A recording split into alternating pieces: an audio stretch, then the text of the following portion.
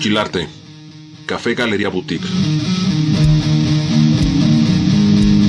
Somos una cafetería artesanal con sabor mexicano, promotor del arte y la cultura, fusionado con una galería boutique, ofreciendo una propuesta de diseño y decoración de vanguardia a tu alcance. Disfruta de nuestros productos. Nuestro mezcal Enchilarte, Copriata, sabor neutro y suave. Nuestros ates y tamarindos con azúcar y chile. Nuestras mezclas de café y nuestros puros Real Castillo y Enchilarte de primera calidad. Compartimos nuestra fascinación por el arte, promoviendo el trabajo de extraordinarios artistas de Latinoamérica y Europa. Las fronteras nos dividen, pero el arte nos une. Visita nuestro website www.enchilarte.com, donde encontrarás todos nuestros productos como mezcal, ates, tamarindos y puros, artículos de decoración, fotografía, iluminación y mucho más.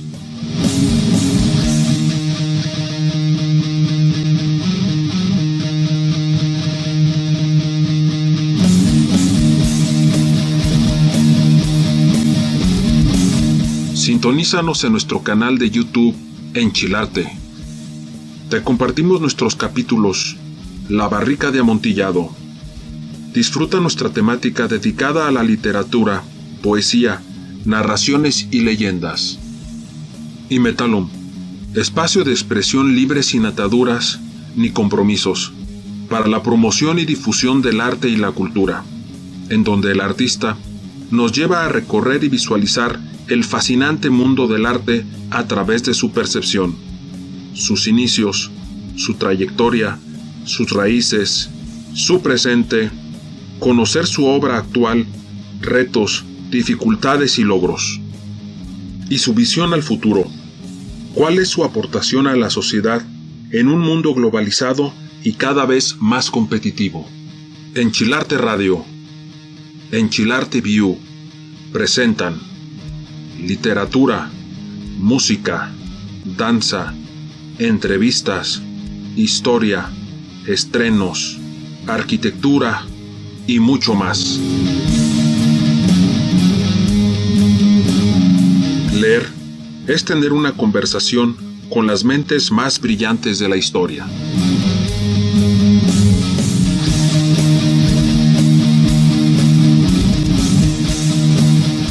Desde la antigua Valladolid, hoy Morelia, Michoacán, México, para el mundo. Bienvenidos a Enchilarte.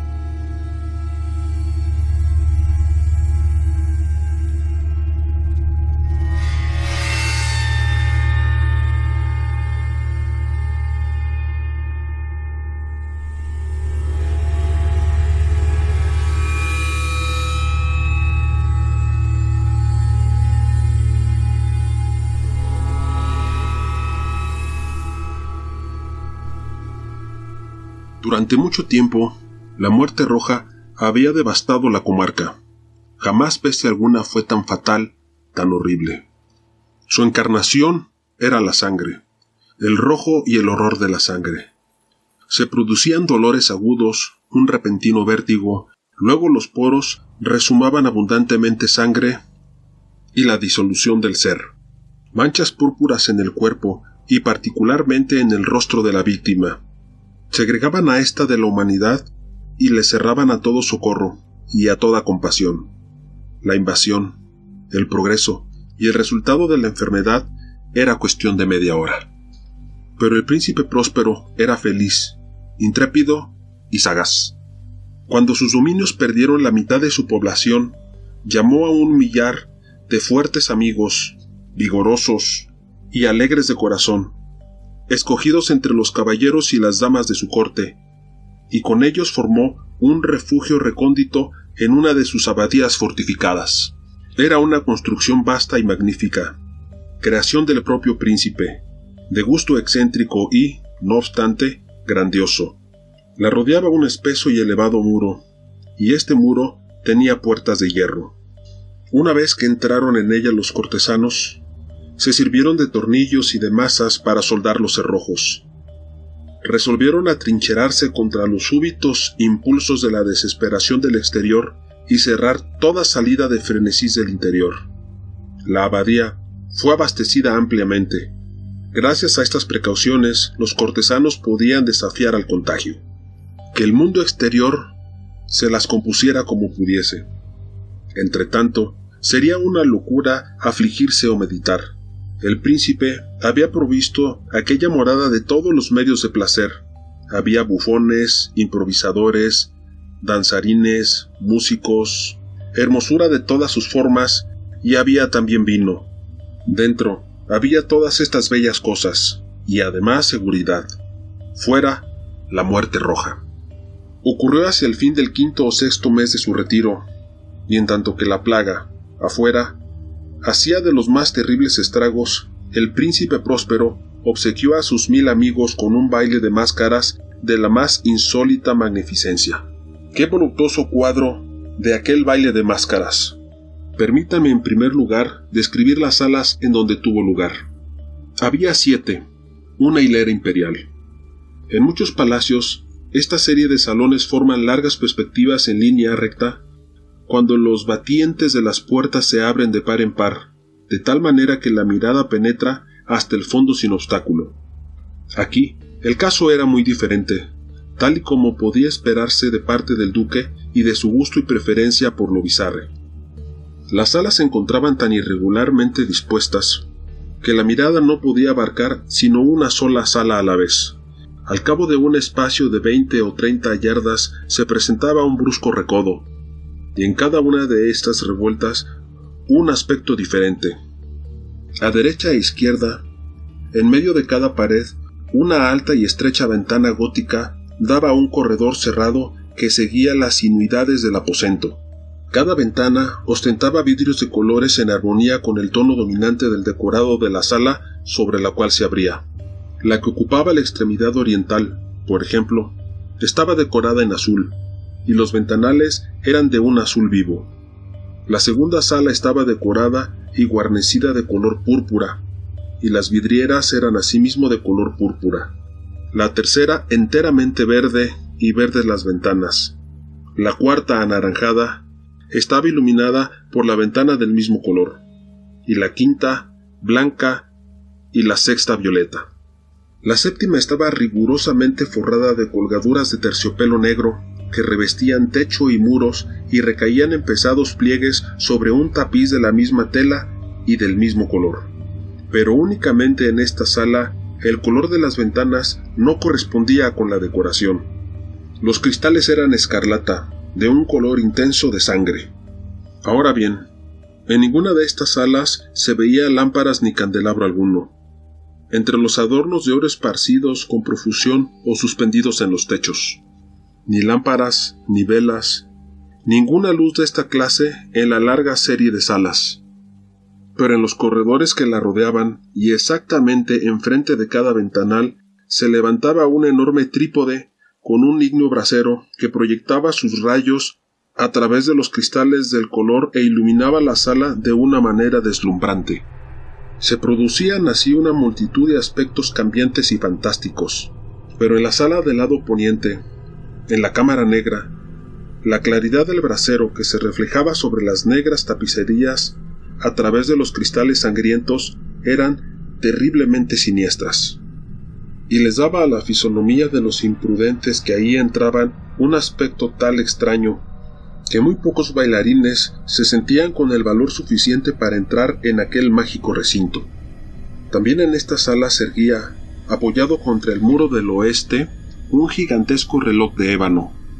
Su péndulo se balanceaba con un tic-tac sordo, pesado y monótono, y cuando la aguja de los minutos había recorrido el cuadrante y la hora iba a sonar, salía de sus pulmones de bronce de la máquina un sonido claro, estrepitoso, profundo y excesivamente musical, pero de un timbre tan particular y de tal energía que de hora en hora los músicos de la orquesta se veían obligados a interrumpir durante un instante sus acordes para escuchar la música de las horas, y las parejas que bailaban cesaban por fuerza sus evoluciones. Una perturbación momentánea recorría a toda aquella alegre multitud, y mientras sonaban las campanas podía notarse que palidecían hasta los más vehementes y los más sensatos, y de más edad se pasaban la mano por la frente como si se hundieran en meditaciones o en sueños febriles. Pero apenas desaparecían del todo aquellos secos. Circulaba por toda la asamblea una leve hilaridad. Los músicos se miraban los unos a los otros, sonriéndose de los nervios y de su locura, y se juraban por lo bajo, entre ellos, que la próxima vez que sonaran las campanadas no sentirían la misma impresión. Y luego, después de la oída de los 60 minutos que comprendía los 3600 segundos de la hora pasada, se escuchaban de nuevo las campanas del fatal reloj, se producía la misma turbación, el mismo escalofrío y las mismas ensonaciones febriles. Pero a despecho de todo esto, la orgía continuaba alegre y magnífica. El gusto del duque era muy especial. Tenía un ojo certero en lo tocante a los colores y sus efectos. Desdeñaba los gustos de la moda. Sus planes eran temerarios y salvajes, y sus concepciones brillaban con un esplendor bárbaro. Hay personas que lo hubieran juzgado loco, pero sus cortesanos sabían muy bien que no lo estaba. Pero era preciso comprenderlo, verlo, tocarlo para estar seguro de que en efecto no lo estaba. Con ocasión de esta gran fiesta, se había ocupado personalmente de la decoración y del mobiliario de las 7 salas, y fue su gusto personal el que dirigió el estilo de los disfraces.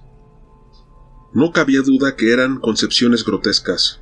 Era deslumbrador, brillante. Había cosas chocantes, fantásticas, mucho de lo que después se había visto en Hernani. Había figuras verdaderamente arabescas, con siluetas y ropajes incongruentes, fantasías monstruosas como la locura. Había mucho de bello, de licencioso, de extraño, algo de terrible y no poco de lo que podía producir repugnancia. En resumen, era como una multitud de sueños que se pavoneaban de un lado a otro por las salas, y estos sueños se contorsionaban en todos los sentidos, tomando el color de las salas. Hubiéranse dicho que la extraña música de la orquesta era el eco de sus propios pasos, y de tiempo en tiempo se oye el reloj de ébano en la sala de terciopelo, y entonces, durante un momento, todo se detiene, todo enmudece, excepto la voz del reloj. Los sueños se quedan helados, paralizados en sus posturas, mas los ecos de la sonería se desvanecen. No duraron sino un momento, y apenas huyen. Una hilaridad leve y mal contenida circula por doquier. Y la música suena de nuevo. Revívanse los sueños. Aquí y allá los danzarines se retuercen más alegremente que nunca, reflejando el color de las ventanas a través de las cuales fluyen los rayos de los trípodes.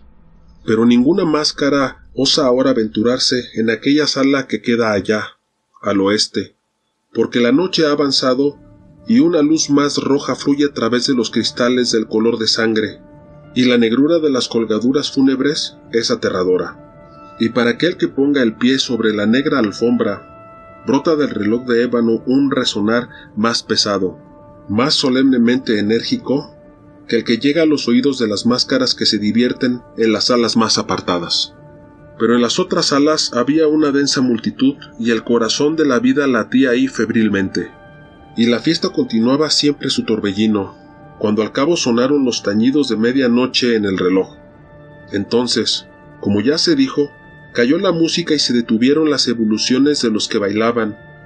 Se produjo dondequiera, como antes, una ansiosa inmovilidad. Pero el tañido del reloj debía ahora componerse de 12 campanadas. Por eso fue tal vez que, teniendo más tiempo, se insinuó una mayor cantidad de pensamientos en las meditaciones de los pensativos que se hallaban entre los que se divertían. Y quizá por eso, muchas personas de entre la multitud, antes que se ahogaran en el silencio los últimos ecos de la última campanada, tuvieron tiempo de notar la presencia de una máscara que hasta ese momento no había llamado la atención de nadie. Y habiendo corrido en un susurro la noticia de aquella intrusión, se suscitó entre la concurrencia un cuchicheo, un murmullo significativo de asombro y desaprobación, y luego, por último, de terror, de horror y de repugnancia.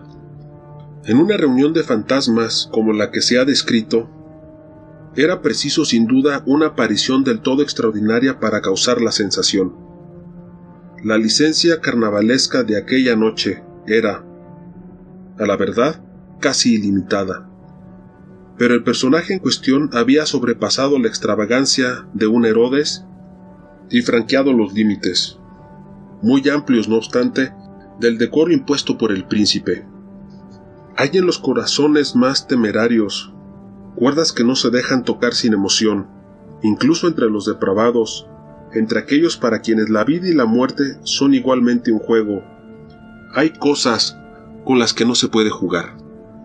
Toda la concurrencia pareció entonces sentir profundamente el mal gusto y la inconveniencia de conducta del vestido de aquel extraño. El personaje era alto y delgado, y estaba envuelto en un sudario de la cabeza a los pies. La máscara que ocultaba su rostro representaba también el semblante de un cadáver rígido, que el análisis más minucioso difícilmente hubiera descubierto el artificio. No obstante, todos aquellos locos alegres hubieran podido soportar, si no aprobar, aquella burda broma. Pero la máscara había llegado hasta adoptar el tipo de la muerte roja. Sus vestiduras estaban manchadas de sangre y su amplia frente, lo mismo que los rasgos de su rostro, estaban salpicados del horror escarlata. Cuando los ojos del príncipe Próspero cayeron sobre esta figura espectral, la que con movimientos lentos, solemnes, enfáticos, como para mejor representar su papel, se paseaba por aquí y por allá entre los que bailaban, se le vio, en primer lugar, conmoverse con un violento estremecimiento de horror y de asco, pero en segundo después, su frente enrojeció de ira. ¿Quién se atreve?, preguntó con voz ronca a los cortesanos que se hallaban junto a él. ¿Quién se atreve a insultarnos con esa ironía blasfema?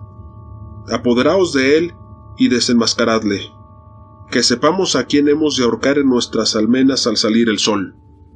Era en la sala del este, o sala azul, donde se encontraba el príncipe Próspero cuando pronunció estas palabras. Resonaron fuerte y claramente a través de los 7 salones, porque el príncipe era un hombre imperioso y robusto, y la música había enmudecido a una señal de su mano. Era en la sala azul donde se encontraba el príncipe, con un grupo de pálidos cortesanos a sus lados. Primero, mientras él hablaba, hubo entre el grupo un leve movimiento de avance en dirección del intruso, quien durante un momento estuvo casi al alcance de sus manos, y que ahora, con paso deliberado y majestuoso, se acercaba más y más al príncipe. Pero, por cierto terror indefinible que la audiencia insensata de la máscara había inspirado a todos ahí reunidos, No hubo nadie que pusiera la mano en ella, aun cuando, sin encontrar ningún obstáculo, pasó a 2 pasos de la persona del príncipe, y en tanto que la inmensa asamblea, como si obedeciera de un solo movimiento, retrocedía del centro de la sala a las paredes. La máscara continuó su camino sin interrupción, con aquel mismo paso solemne y mesurado que había singularizado desde el principio, de la sala azul a la sala púrpura, de la sala púrpura a la sala verde, de la sala verde a la sala naranja, y de esta a la blanca, y de la blanca a la violeta, antes de que nadie hiciera un movimiento decisivo para detenerla. Fue entonces, sin embargo, cuando el príncipe Próspero, exasperado de ira y de vergüenza con su momentánea cobardía, se lanzó precipitadamente a través de las 6 salas sin que nadie lo siguiera, porque un terror mortal se había apoderado de todo el mundo. Blandía un puñal y se había aproximado impetuosamente a una distancia de 3 o 4 pasos del fantasma, que se batía en retirada, cuando éste, llegado a la proximidad de la sala de los terciopelos, se volvió bruscamente y afrontó a quien lo perseguía.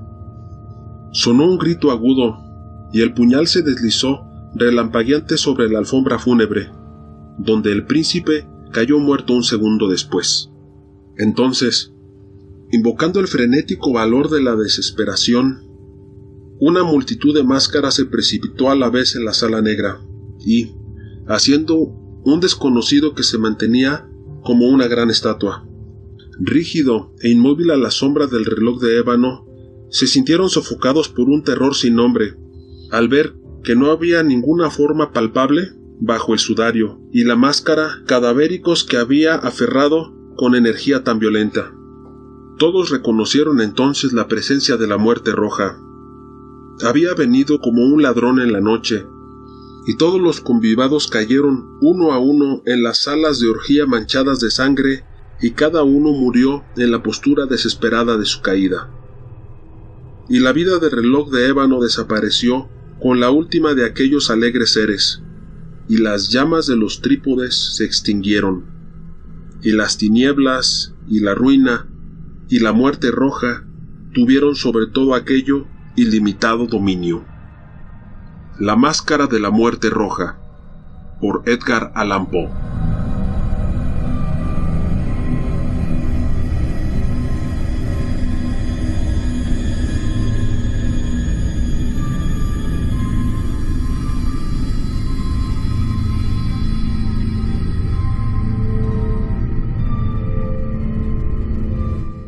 Capítulo número 31. Muy buenas noches, nos sintonizamos una noche más para dejarnos llevar por el fascinante mundo del arte. Carlos Malagón les da la bienvenida a un capítulo más de Enchilarte Radio. Comenzamos.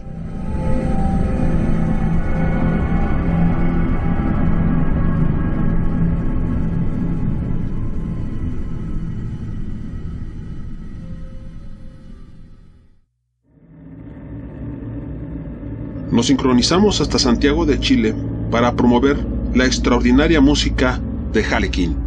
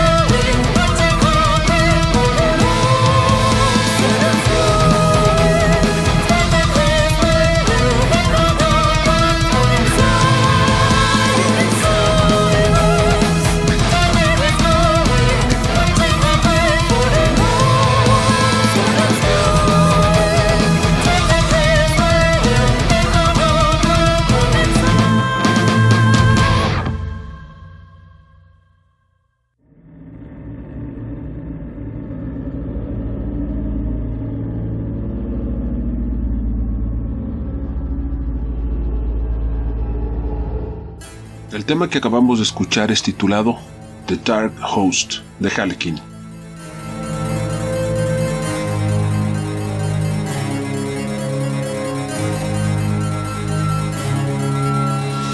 Hola a todos, soy Fusa, vocalista de Harlequin, y a todos los amigos de Santiago de Chile los quiero dejar súper invitados al Full Metal Fest, que va a ser en la Plaza Monumento de Maipú el sábado 29 de abril desde la 1 de la tarde, donde vamos a estar en una tarde de puro metal con muchas bandas excelentes. Ya un agradecimiento al espacio que nos convida Carlos una vez más, y un saludo gigante a todos los seguidores de Enchilarte. Un beso. Harlequin se presentará en The Full Metal Fest, sábado 29 de abril de 12 a 21 horas. En Plaza Monumento, General Ordóñez 3048, Maipú. Metro Plaza de Maipú. Apoyemos al metal latinoamericano.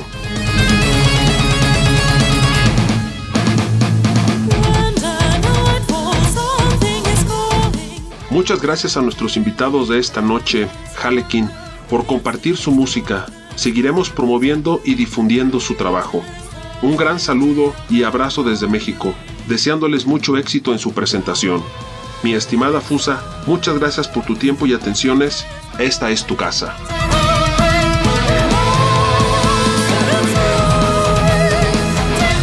Muchas gracias a nuestros artistas que participan en nuestro proyecto.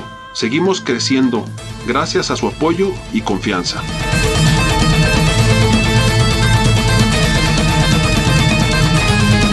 Y muchas gracias a usted por coincidir, esperando contar con su presencia en un nuevo capítulo. Nos despedimos con una frase. Si mi poesía intenta algo, es liberar a la gente de sus límites para ver y sentir. Jim Morrison.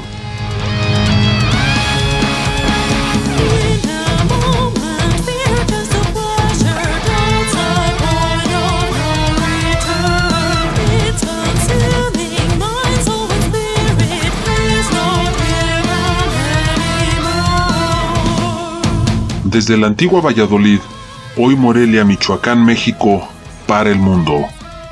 www.enchilarte.com